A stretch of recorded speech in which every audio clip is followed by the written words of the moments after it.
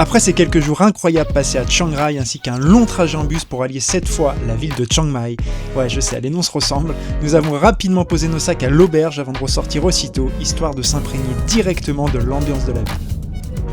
Bon les gars, on s'est installé tranquillement et vu qu'on avait vraiment pas envie de rester dans la chambre toute la soirée après avoir attendu toute la matinée et passé toute l'après-midi dans le bus, on voulait vraiment faire quelque chose, sauf qu'il s'est remis à pleuvoir. Et là on a une idée, on s'est dit pourquoi pas aller assister à notre tout premier combat de boxe thaï. On n'en a jamais vu en live, que ce soit Charlène ou moi, et on trouve ça super intéressant parce que c'est clairement tellement ancré ici dans la culture thaïlandaise qu'on pouvait pas passer à côté. Donc nous voilà dans un des 4 ou 5 stadiums de Chiang Mai pour notre tout premier combat. Et en attendant le début des combats, on va manger juste à côté. Il y a un petit restaurant qui fait burger et pizza, donc ça changerait un petit peu de la bouffe thaï. C'est juste parfait. Vu qu'on a acheté des billets premier prix, je pensais qu'on allait être mal placé, mais en fait c'est pas du tout le cas. On est relativement proche du ring avec une vue dégagée, donc on va pouvoir en profiter à fond et ça fait plaisir. Ici dans ce stadium, ce sont des boxeurs amateurs, donc je pense que c'est plutôt bien pour une première fois de voir ce que ça donne. Bon allez, ça va commencer dans 2 minutes, on va aller s'installer.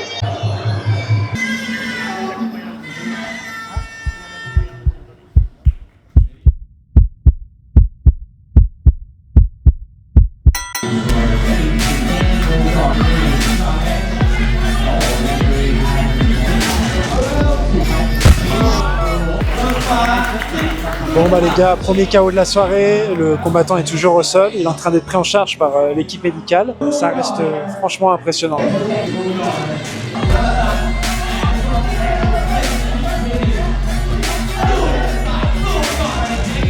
Là on rigole plus du tout, les mecs sont pas du tout là pour enfiler des perles.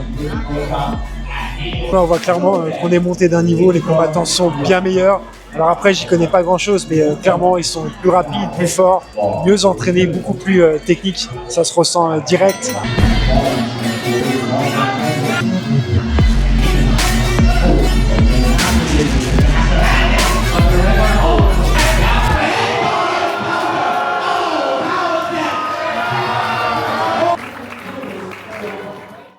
Le Muay Thai, également appelé l'art des 8 membres, trouve ses origines dans les techniques de combat ancestrales utilisées par les guerriers thaïlandais pour se défendre et protéger leur royaume.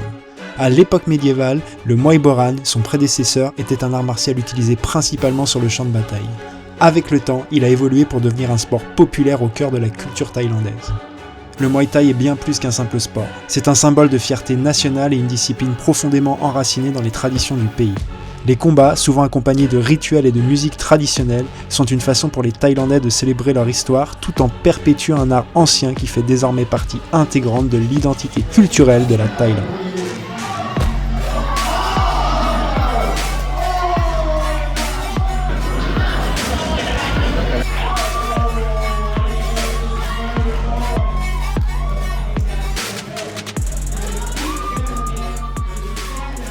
Ça y est, c'est la fin des combats et sincèrement pour une première, on a vraiment kiffé. Alors même si c'était amateur, qu'on n'y connaît pas grand chose et même que je soupçonne d'y avoir un petit peu de mise en scène, mais ça n'engage que moi, et ben ça reste franchement impressionnant et l'ambiance est juste incroyable. Ça m'a vraiment donné envie d'en savoir plus sur ce sport et même pourquoi pas d'aller assister à des combats professionnels, ce serait génial.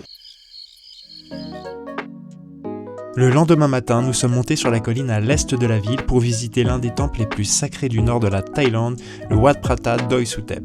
Sur place, sans perdre de temps, nous avons entamé l'ascension des 306 marches menant à l'entrée du temple.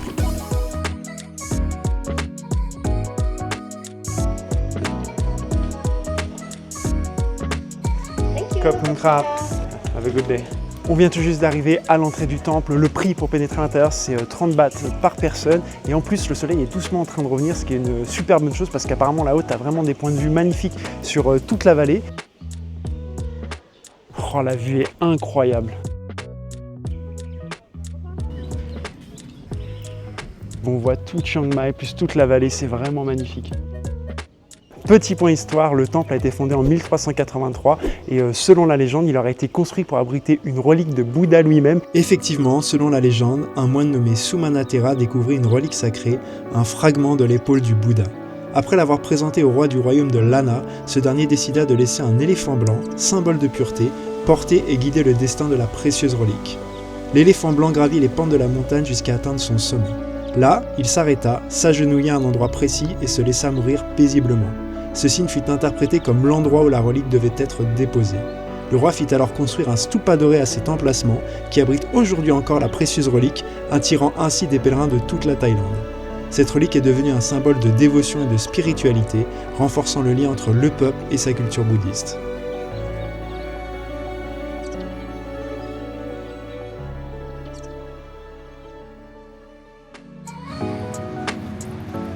C'était vraiment sympa ce petit temple. Alors l'intérieur, je ne l'ai pas trouvé dingue pour être honnête par rapport à ce qu'on a déjà vu. Par contre, l'extérieur est vraiment magnifique et je pense que le fait que ça soit sur une colline, du coup tout est nivelé, tout est vallonné.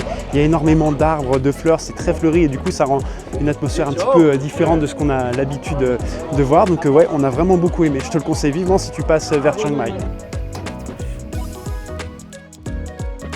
Après ce repas bien copieux, on a décidé de redescendre en ville avec un moyen de locomotion typique de Chiang Mai, le fameux Red Truck. Mais pour être totalement transparent avec toi, c'est que très peu utilisé par les locaux, c'est surtout un truc touristique avec bien entendu les prix qui vont avec.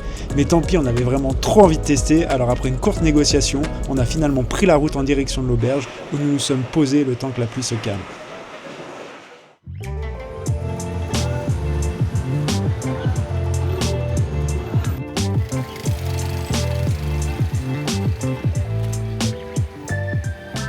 On se retrouve quelques heures plus tard, on vient tout juste d'arriver dans le quartier de Chinatown qui se trouve à l'est de la ville et c'est vraiment le genre d'ambiance qu'on adore, tu vois, c'est plein d'odeurs, plein de couleurs, plein de saveurs. On adore se perdre dans ces petites allées, cette fourmilière géante et c'est souvent aussi l'occasion de tenter plein de nouveaux trucs, notamment au niveau culinaire.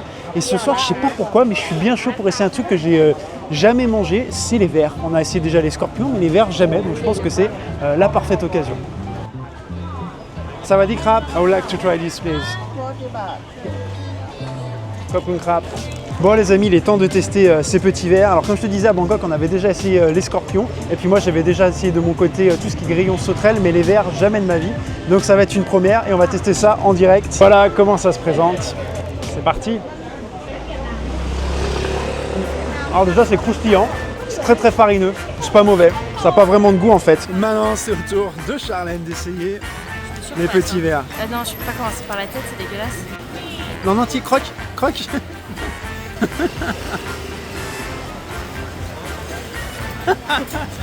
Alors, T'as un petit goût de chipster. Non? un petit goût de chipster. Essaye un autre. Ouais, ça va.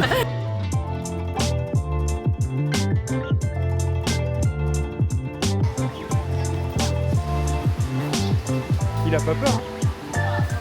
Je peux pas blairer les souris. Et celle-là, j'irai pas me coucher avant d'avoir bousillé. Bousillé avec le maillet, là? J'ai pris le maillet parce que j'avais le maillet sous la main, peu importe. Donc vous dégommez les souris au maillet? Oui, et alors? Il y a un autre truc aussi que j'ai jamais essayé, que j'aimerais beaucoup, c'est le durian. Alors je sais pas si tu vois ce que c'est, ce gros fruit jaune exotique avec des pointes, qui est connu notamment pour sentir extrêmement mauvais.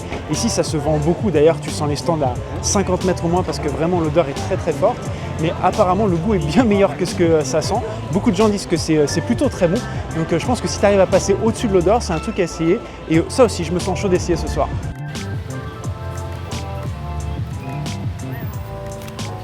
Kopung krap.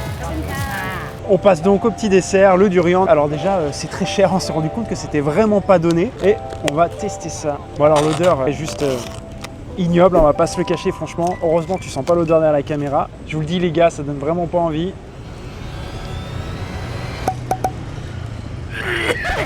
Alors franchement, ça a le même goût que ce que ça sent. J'ai préféré les vers et le scorpion, mais ça... c'est vraiment pas bon, pire. Même en fait la texture me dégoûte. Je vais être très cash, la texture me dégoûte. C'est un échec.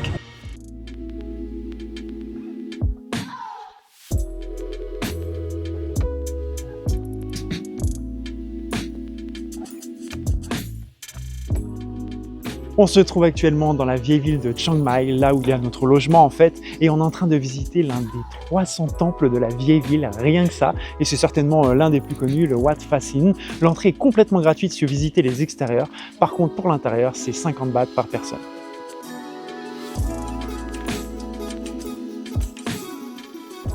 La petite particularité de ce temple bouddhiste, c'est que c'est aussi un lieu d'enseignement pour les moines, afin en fait tout simplement de maintenir les traditions spirituelles, religieuses et artistiques de la région. La vieille ville de Chiang Mai dégage une atmosphère unique à mi-chemin entre tradition et modernité. Les sublimes temples centenaires côtoient les cafés branchés et les échoppes d'artisans. En flânant dans ces ruelles, on ressent le rythme tranquille de la vie locale, loin de l'agitation des grandes villes thaïlandaises. Ce qui m'a le plus marqué, c'est la convivialité qui règne ici. Les habitants se saluent, passent des heures ensemble à discuter et à refaire le monde, et il n'est pas rare de voir des voisins se rassembler pour partager un bon repas. Ça crée une véritable ambiance de quartier que l'on affectionne particulièrement. Leur déco dans les temples, ça me fait toujours autant rire. Bon, t'as le traditionnel Bouddha, bon, jusque-là rien d'anormal. Et là, si tu te tournes un peu, tu sais pas pourquoi, une statue de squelette un peu funky avec des lunettes de soleil. On adore. S'il y a bien un métier que je voudrais jamais faire en Thaïlande, c'est électricien. Regarde ça. Regarde ce sac de nœuds là. Bon courage mon gars.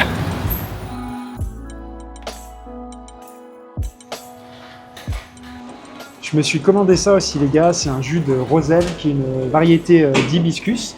Alors c'est très connu en Asie du Sud-Est, mais à la base en fait ça vient d'Afrique de l'Ouest, on vient de se renseigner et ça a plein de bienfaits, c'est super bon.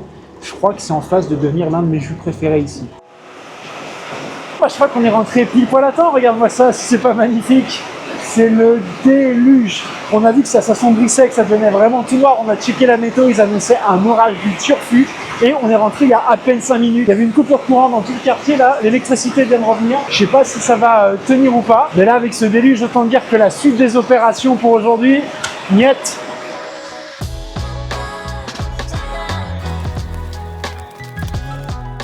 On se trouve actuellement dans le quartier de Tapae qui est vraiment juste en bordure de la vieille ville. D'ailleurs le mur que tu vois derrière moi, c'est ce qui permet de séparer les deux. Et c'est un quartier qui est très dynamique et qui peut paraître comme ça en façade un petit peu plus contemporain.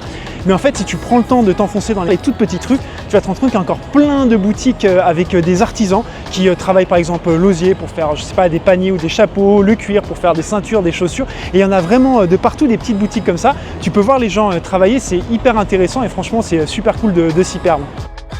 Véritable centre de l'artisanat local, le quartier de Tapae abrite deux des spécialités les plus emblématiques de la ville, le tissage de la soie et la fabrication de parapluies en papier. Ces savoir-faire traditionnels continuent de façonner la renommée de la région. En flânant dans les rues, on tombe régulièrement sur des ateliers ouverts où les artisans travaillent encore à la main, parfois sous le regard curieux des passants. Je suis d'ailleurs resté bouche bée à plusieurs reprises en observant la dextérité et la vitesse avec laquelle les artisans travaillaient, perpétuant ainsi les traditions transmises de génération en génération. Chaque jour, le quartier attire les amateurs d'artisanat et met en avant ses métiers ancestraux, véritable héritage vivant de Chiang Mai. Un très long voyage nous attend puisque ce soir on va prendre pour la première fois un train de nuit qui va nous ramener à la capitale, à Bangkok. Il y en a quand même pour 13 heures et je sens que ça va être juste épique.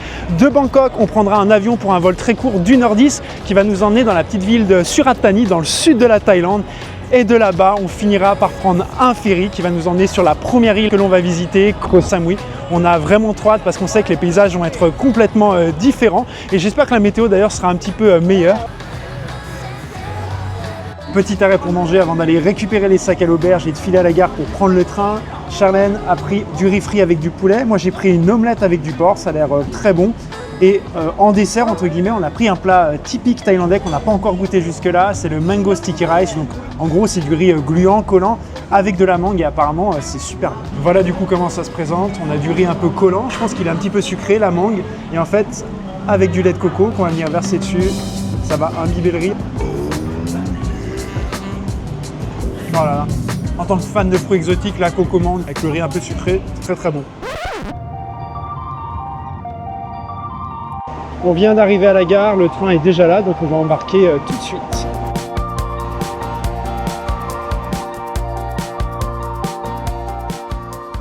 Bon, ça y est, le train vient tout juste de démarrer, on est parti pour un très très long périple, parce que là il est 5h de l'après-midi et on est censé arriver demain matin à 5h45 à Bangkok, donc quasiment 13 heures de voyage. Les banquettes que tu vois en bas, en fait, elles se déplient pour faire une couchette, et nous, on a celles qui sont juste en haut, juste là.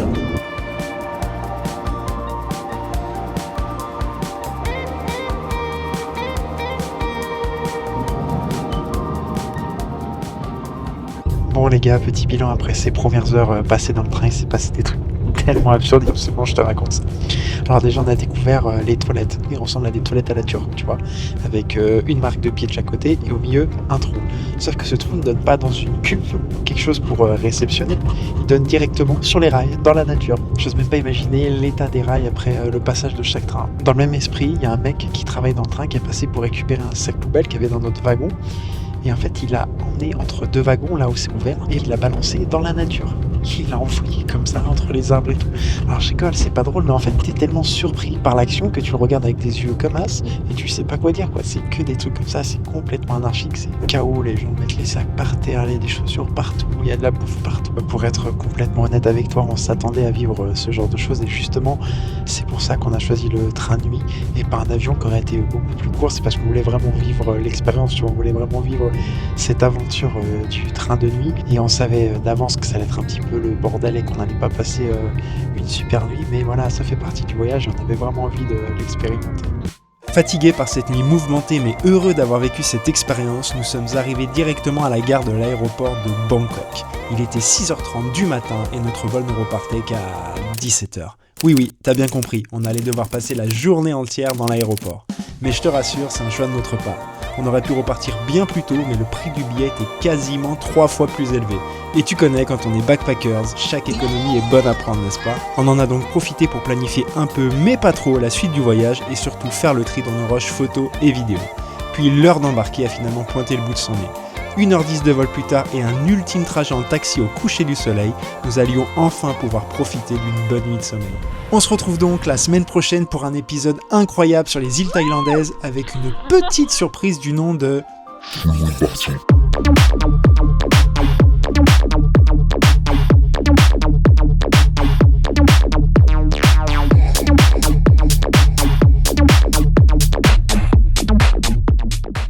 Merci infiniment d'avoir regardé cette vidéo et surtout, n'oublie pas, on n'a qu'une seule vie, alors tâchons d'en profiter à fond. Tchuss!